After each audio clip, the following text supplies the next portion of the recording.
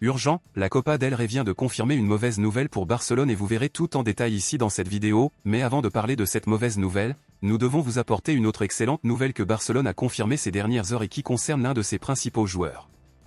Eh bien, alors que plusieurs clubs dépensent beaucoup d'argent pour recruter plusieurs joueurs, Barcelone profite de l'occasion pour renouveler les contrats de ceux qui sont déjà au club et qui sont considérés comme les grandes promesses du football mondial.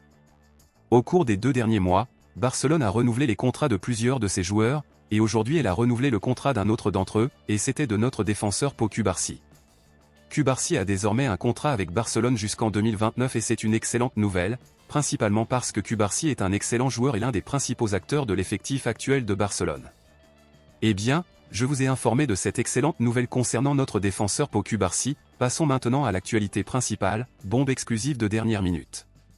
Comme nous le savons déjà, la demi-finale de la Copa del Rey a déjà été définie, où nous aurons Barcelone contre l'Atlético de Madrid et la Real Sociedad contre le Real Madrid. Cependant, je viens en ce moment vous annoncer de terribles nouvelles concernant Barcelone et cette compétition très importante. Il s'avère que la Liga de Javier Tebas tenterait de nuire à la participation de Barcelone à la Copa del Rey à cause des inscriptions de Dani Olmo et Pau Victor, car l'institution insiste pour dire que les 2 inscriptions sont irrégulières.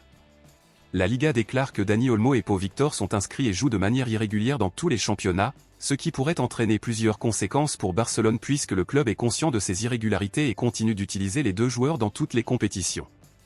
La Liga demande à la Fédération espagnole de football de réévaluer les inscriptions des 2 joueurs, car pour ceux qui ne le savent pas, la Copa del Rey est organisée par cette institution.